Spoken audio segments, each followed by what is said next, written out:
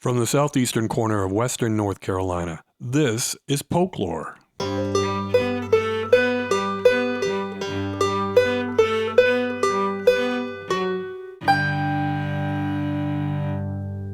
I'm your host, James Hernishan.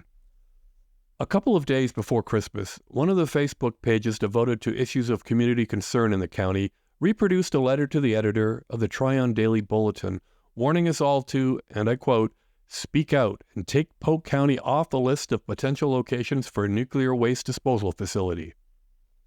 Not too surprisingly, the post drew dozens of comments, mostly from those who are angry to learn that Polk County was being considered as a host for the country's high-level radioactive waste. You know, the stuff that's left behind after a nuclear power reactor can't squeeze any more energy from its uranium fuel rods. So problematic was the post, and the letter that started it all, that County Manager Marche Pittman felt compelled to weigh in and point out that Polk County is on no such list.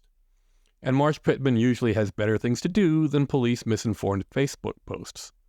Indeed, the truth is, not only is Polk County not on any list of possible nuclear waste disposal sites, but no such list exists. The country's growing stockpile of used nuclear fuel rods is no more likely to end up buried in Green Creek or Cooper's Gap than it is to end up on the far side of the moon. Unlike Finland and France, the US of A hasn't yet found a suitable location for its high-level nuclear waste, and we're years away from that happening. Here's what's really going on. The Federal Department of Energy recently had the Pacific Northwest National Laboratory, which is a scientific government operation in Washington state, conduct a survey of residents of 80 randomly chosen counties across the country. The goal was to get a sense of what Americans think about the idea of disposing of all our radioactive waste. That's it. The survey's over, by the way, so you missed your chance to tell the feds what you think. What's not over is a problem of how to deal with provocative and upsetting misinformation, starting with the Bulletin's decision to publish the letter to the editor without looking into whether there really is a chance that we could become America's nuclear waste dump. And the author of that letter should have known better too. And so should have the Facebook poster and the moderator of the Facebook page. But our county manager, at least, did know better. So I asked him to talk about the bigger picture of misinformation in a time when more people get their news from social media than old-fashioned news outlets, and whether the county has any role in doing anything about the problem. We talked in the Womack building on a very rainy day in early January. Marche Pittman, welcome to Folklore. Thank you for having me. I'm very interested personally in this subject because it actually echoes something that's happening in my hometown in Northern Ontario, where they are thinking of burying all of Canada's nuclear waste. Wow. In the Great Canadian Shield. But that's going to take another couple of years before they figure out whether or not they're going to do it. This is always a long and very complicated process, choosing a place to put nuclear waste. And I never thought I'd hear about it living down here. But a couple months ago, suddenly the issue came up. When were you first aware of what was going on with this survey for how people feel about nuclear waste disposal? Well, I think it was, I had a conversation with our planner, and she was telling me that some folks had been interviewed. So then we started researching with our connections, which is like Duke Energy. That's our standard. Reach out to them, and then they try to find things out for us. So we were pursuing that path, trying to get, factual information about what was going on. And then the letter to the editor hit the bulletin. So, and that letter was a little bit misinformed, right? According to we're putting out some stuff today. As a matter of fact, according to the, and I've got a copy of the letter. I'll be glad to read it, but that is a little bit misinformed. Yeah, it's that Polk County was never in consideration for any kind of a nuclear facility. We were one of, I think they said 80 counties, and it was done by computer generated. It just brought up an address and randomly chosen folks, just to get a random sample of what people thought about nuclear waste storage. Now, obviously, most people are not in favor of putting highly radioactive material in their backyard. I wouldn't think so. I know I'm not. Although, to be fair, just quickly to point out that a third or more of our power in this part of the grid for Duke Energy comes from nuclear reactors. And so it's a little bit hypocritical just to be flat out refusing to accept the idea, because we use nuclear power. So somebody's got to store the waste eventually, right? That's that not in my backyard mentality, right? You don't want anything around you that takes away from your quality of life. But in any case, Polk County is not going to be a nuclear waste depository. Not from anything we've been able to see. But then the reason I have you on this podcast is that I was going through my Facebook feed and I saw someone had reposted this letter to the editor, and a lot of people got very upset. And then I saw you weighed in, which I haven't seen you do before on Facebook in the comments section on a public policy issue. It's not the sort of thing you like to do, is it? No, what I tend to try to do is weigh in on factual things, and I can count on one hand the number of times I've really just bared in, unless we were asked. Sometimes page moderators will reach out and tag us and tag me specifically, and then I'll respond. Generally, we don't try to sway any kind of public conversation back and forth. The challenge I ran into that day was, and any day that I find something that I want to weigh in on, is it factual or not? That's the things I want to weigh in on to make sure the public's got the right facts, because, a lot of times folks will take something and run with it and it's not accurate information. And we just want to make sure that the policy being debated or whatever is factual and correct. And again, we're not actually facing the possibility of Polk County getting on a short list of possible disposal sites. But it is a very emotional matter for a lot of people. And I can see why, if they saw something in the paper or on Facebook that even suggested that this was going to happen, that they might go, well, wait a second, why haven't I heard about that before? Why hasn't this been discussed at county commission or something? Yeah. And of course the answer is because we didn't know. Well, yeah. And it wasn't an issue anyway. No, and it's not an issue. And that's one thing I want to get clear is, although I'm probably going to promote this podcast, we using the word nuclear waste because I want people to get interested in it. But that's not what's happening. What's happening is people are discussing an issue without knowing all the background details. Right. And which brings us to really why I wanted to talk to you, because I know that Polk County has gone to some effort to help fill in the public on issues that matter to the county in the absence of a healthy, fully mature journalism ecosystem, because that's just not possible in small counties in America anymore, right? Yeah.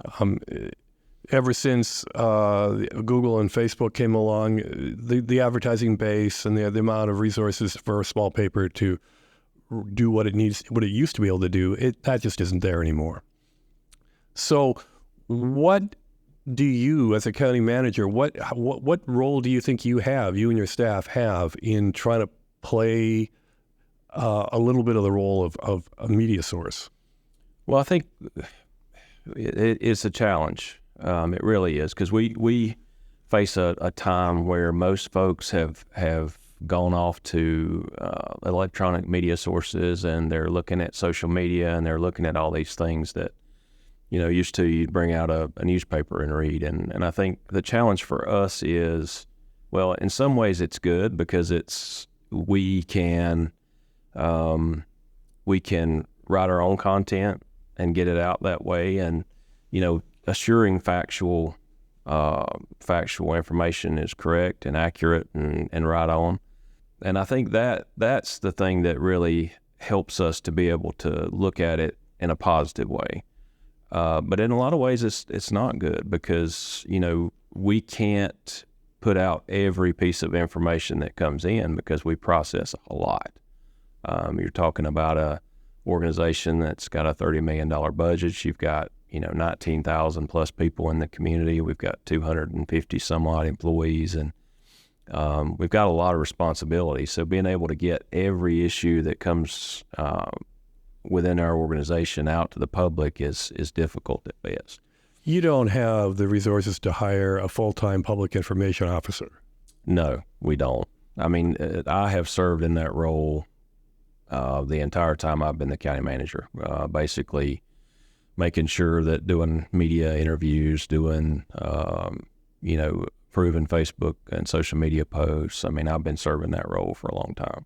But it's just one item on a long list on your job description. Right, for sure. And also there's the sort of conflict in you can't pretend to be an independent journalism organization. You are a government, so you're not going to put out stuff that casts the government in a bad light, obviously. No, because, that's not what... Why would I do Yeah, that? exactly. You're under no obligation to do so. However, people probably are relying more on that kind of direct information relationship with the government than they used to because we don't have radio, TV, and newspapers giving blanket coverage, right? We have something that you can subscribe to. It's called Polk County Government and Polk Schools, I think. And it's 95% sports stories from the schools, but occasionally you put out something from the county government into that. We do. An email. But again, there's not a lot of it because there's only so much work you can do. And I mean, I've worked as a journalist for a long time, and I know it's not something you can just whip out in a couple of minutes, right? Takes expertise. Right, and it takes review and careful. You think about it, and you can't respond quickly to things. And so, what is your advice to Polk County citizens in terms of how they should think about the information they're getting from you and other ways to get the information? Well, first of all, they need to make sure they sign up for every resource that we have available. So one thing that we have that we don't have a lot of subscription for is our Sunshine List. So the Sunshine List is an email that you get prior to every meeting that includes our packet, it includes our agenda. Our website, polknc.gov, is another place that you can keep a good look on what's going on for meetings and things like that. The site that you're talking about, that this kind of a sister site to Polk Sports, is polknc.info, which is my vision for that when it was created was you go to polknc.gov for your general government information, but for government news, you go to polknc.info, and we were publishing articles and things like that, and we still do. Mostly everything that you see on social media is also sister and mirrored on polknc.info. So, but to sign up for those things, today's events with the weather, I would encourage citizens to go out and log on to polknc.gov, go to the emergency management page, and sign up for our Everbridge alerts. Especially during times of crisis and during times of, catastrophes and disasters that happen within our community.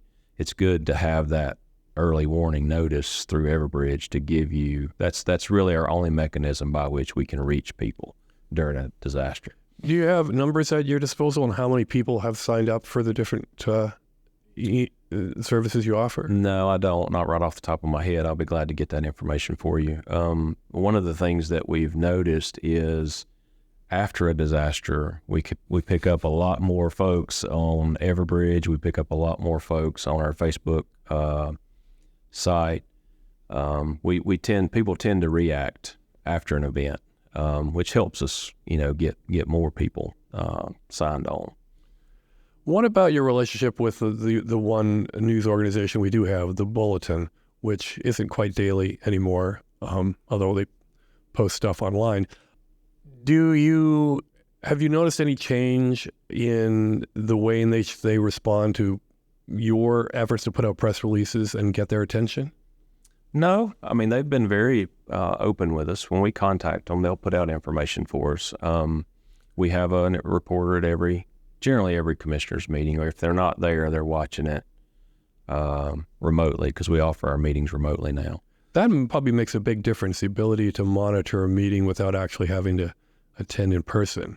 Well, and that's another thing. I mean, we get very few citizens come to our meetings, and it in a lot of ways it's discouraging because they're just not interested in what's going on in county government. I think if you look at your hierarchy of government, federal, state, and local, I mean, local has always been the most trusted form of government, but, it'd still be nice if folks were, motivated to get involved and at least weigh in on some of the issues that we have that come down. Well, yeah, let's mention that once again, the opportunity to get alerted to what's on the agenda for each meeting. That would be a big help for people, I think, if they didn't have to bother showing up or sitting down in front of their computer and watching for 20 minutes to find out what the heck is going to go on. Because there was a time, I guess, most small town papers would print the agenda right the previous week or something, and that doesn't happen anymore. So what service is it that? It's just a simple email. All you have to do is email our clerk to the board, Christy Tipton, and that's ktipton@polknc.org. Okay. Email her and ask to be put on the sunshine list, and you'll get your email address will be entered into our systems, and then you can get your email once our agenda and packet goes out. Have you noticed anything sort of slip past the public because no one's paying attention that you thought, hey, people really should have paid attention to this? Well, I mean, we've had several issues over I think the Highway 9 issue would have been one that, kind of snuck up on people? It snuck up on people, and well, yes and no. I mean, you got to remember this is the middle of COVID that it started, and they had their public hearings and all that stuff, and I want to say 2020. I may be wrong about that date exactly, but that was when they had their public hearings and all their conversations, and then all of a sudden, fast forward, and now people are they feel like they're just getting notified, and it created a situation.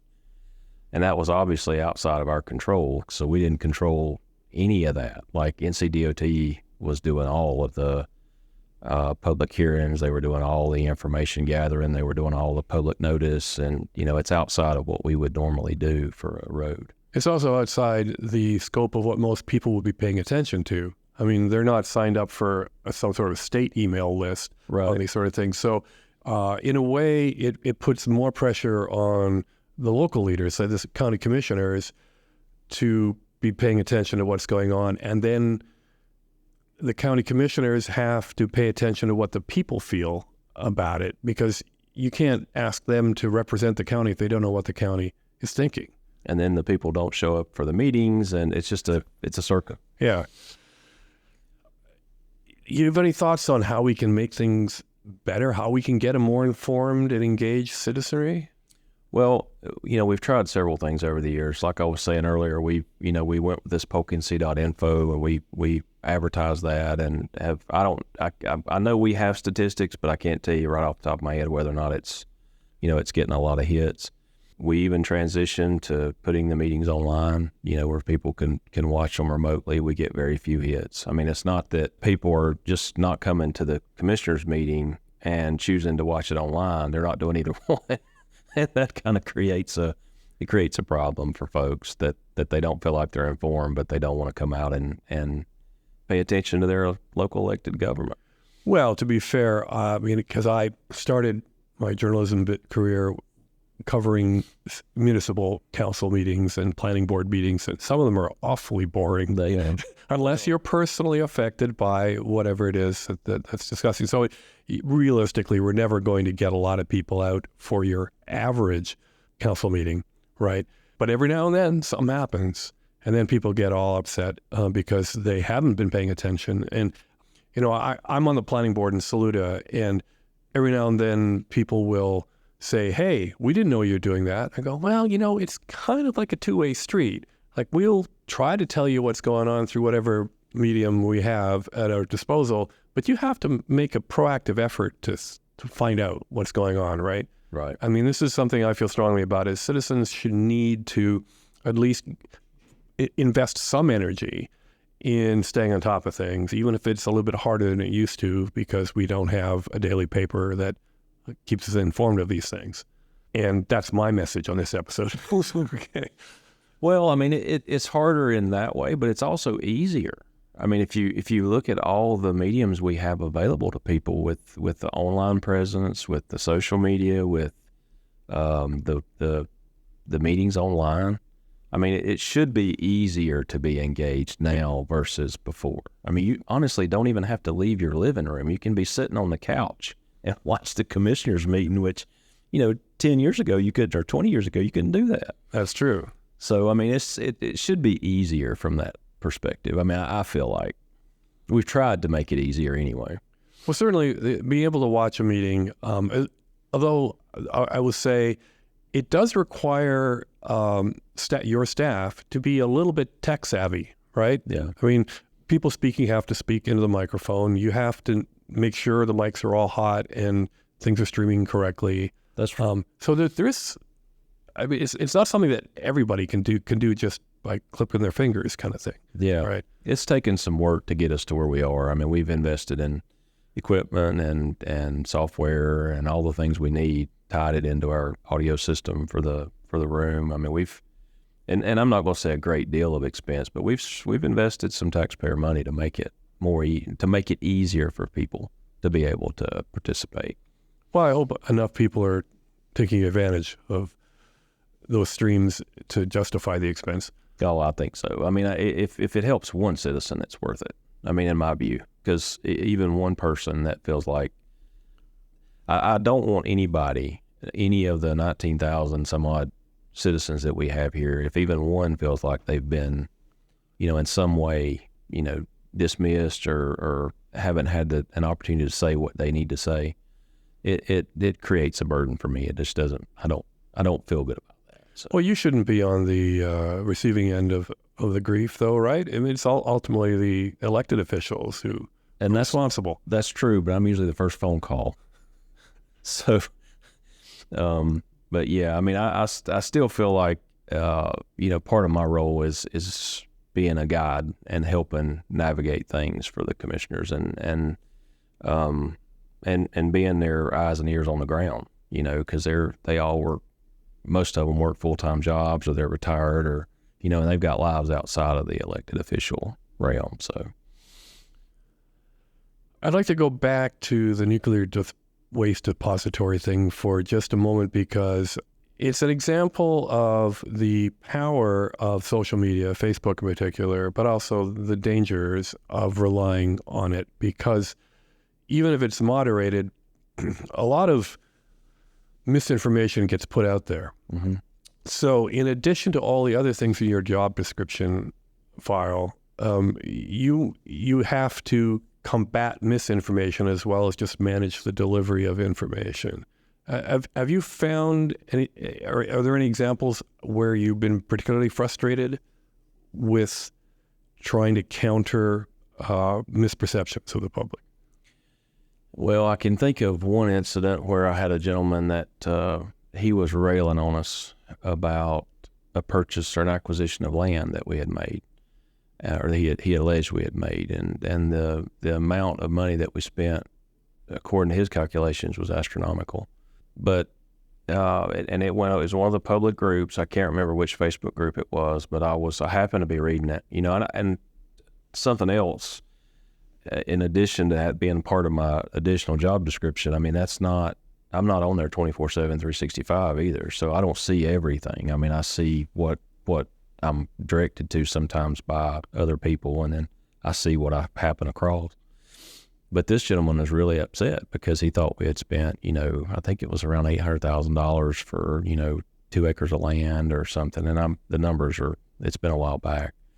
But what he didn't recognize was that there was a building on that land. It was a Duke Power Energy building that we were looking at moving our transportation. I mean, I can't remember how many thousands of square feet this facility was, and it's brick construction.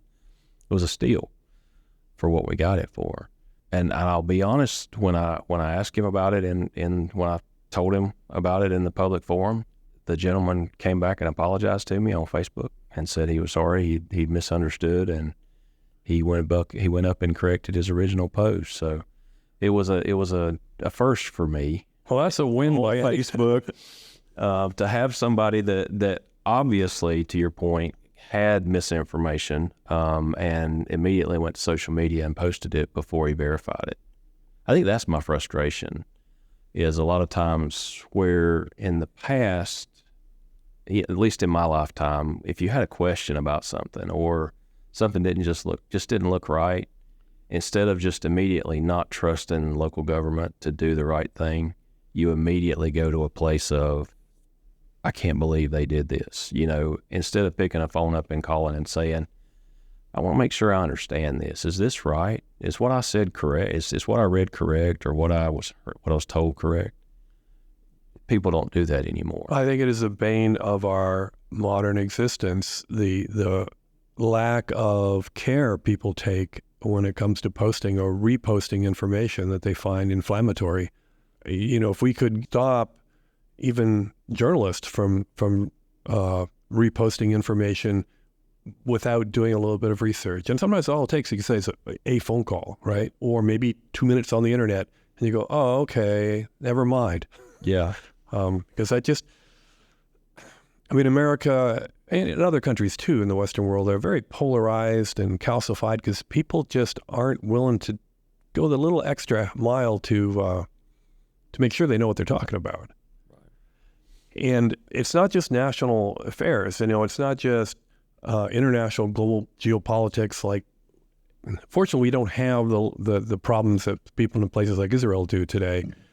But again, we still have people getting all upset and then taking it out on their elected officials because they think, that someone's dropped the ball. I'm wondering, do we need to find new tools? I mean, you have finite amount of resources. The Bulletin obviously only has finite amount of resources because of the business model in this day and age. Is there another tool we can come up with? I mean, I don't know. Like you say, Facebook and social media are great for delivering pieces of information, but you still got to do the work. You still got to do the research. You still got to sit through 4-hour-long meetings sometimes. Yeah.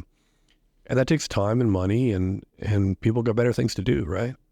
Well, and I'm open to ideas. If you come up with something, we would really seriously entertain it. I mean, I feel like we're in a position where, we've tried just about everything that normal governments would try.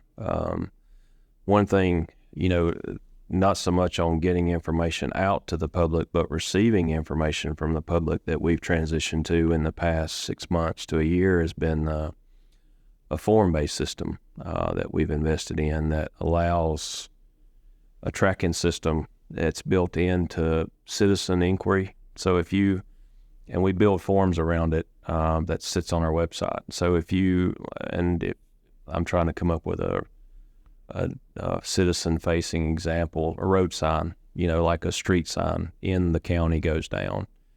Well, the form, you would submit that form across on our website, and that form would notify the people internally that it needs to notify, and you would be able to track it all the way as a citizen, all the way through the process until it's resolved.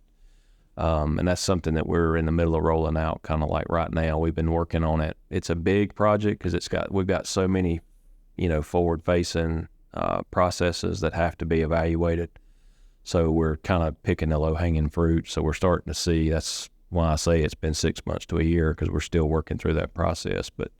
And that's gleaning information from the public as opposed to what you're talking about, giving more information to the public. I don't know what else we could do at this point, but, I'm more than willing to listen. And if we can come up with something that would be helpful, we'd be willing to do that. Because I definitely see this as a significant issue, being able to communicate with the public. I mean, for the resources I have, I feel like, we do a decent job at getting that information out. But, if it's, maybe it's in the next few years, we look at a public information officer that's their only focus in life is to get that information out. Maybe we're at a point now where that's something that has to happen, even in small rural counties in Western North Carolina, Well, I wouldn't want anyone to think that we're talking here because there's a huge crisis of lack of information or misinformation. It's just more like it's a problem that, chews away at the edges sometimes. And I think a good example would be this year, a lot of things happened for Polk County with regard to our elections, right? The school board was converted to partisan elections. The county got split in two for our federal congressional districts. We lost our 2023 municipal elections. There was almost no attention paid to that anywhere. And I'm not sure where the system fell apart. I'm not sure whether the state should have been actively trying to let Polk County and its government leaders know. I don't know if the county commissioners knew but didn't think it was important. I mean, there's just no way of telling because it just wasn't covered. Well, the commissioners weighed in on the school board partisan elections A long time ago. several years ago. And they made their, I mean, it was through resolution, if I'm not mistaken. They made their opinions known. I was at the meeting, and it was quite a big deal at the time. What I'm saying is the state legislators decided to ignore the county's position on it and went ahead with that anyway. And it wasn't reported in the bulletin until weeks and weeks and weeks after it had happened. And again, no aspersions on the bulletin. I know they have a finite number of resources, things they can pay attention to, a number of pages to fill with copy. But that seems like an important thing that just wasn't being discussed. There wasn't a public forum, a public medium of exchange of information on a relatively significant thing. Well, in that scenario too, I mean, the local elected officials had nothing to do with that. It wasn't like the local elected officials reached out and said, "Will you do away with the primary? Will you?" I mean, so there was no. It didn't show up on an agenda anywhere because it wasn't the county doing an outreach asking for any of it. No, but given that a couple of years ago the county did formally go on the record saying we oppose this idea, it then it got through. I think it was a state Senate bill first, and then went over to the House, and it all went over in a matter of weeks. Like, it was pretty quick. And I'm just wondering, was Polk County's commissioners, were they sort of left out of the loop? Were they just as unaware as everybody else? What I'm saying is I don't know, and I think most people don't know, because it's the sort of thing that should have been discussed and should have been the subject of a lot of public discussion and wasn't. Right. And if you did it, if it were done again, I mean, with your local elected officials weighing in one direction, I would think that normally how that process would work is your board of commissioners would reach out and say, "Hey, we want X, Y, Z." That'd be done in a public meeting. And in this case, the legislature saw fit to do what they did. Yeah. I know it's a political question, but Yeah. I think like political questions. No, and I'm not going to put you on the spot. I'm just saying it's a good example of where whatever the existing tools we have at our disposal, they failed. Because I think it's pretty clear that nobody in Polk County is really looking forward to having partisan school board. Well, I wouldn't say that the county's mechanism failed. I would say if you were leaning to say that somebody's mechanism failed, you'd have to look at this. It was the legislature in the state that did that. I mean, from our viewpoint, everything we did relative to partisan school board was done in a public meeting in a venue, and people knew about it. Well, I think what surprised people, and we'll get off the subject shortly, but what surprised people is it looked like a couple of years ago, we went through the proper process. We had public meetings on it. There was public feedback, and the board said, "Hey, the people really don't want this, so we're going to write a letter telling the state, please don't do this. We don't even want a referendum," right? And so everyone thought it was done, and so I don't have to worry about it. Then suddenly, a couple of years later, they're going to handed it to us to say, "Okay, by the way, you're going to have partisan school boards."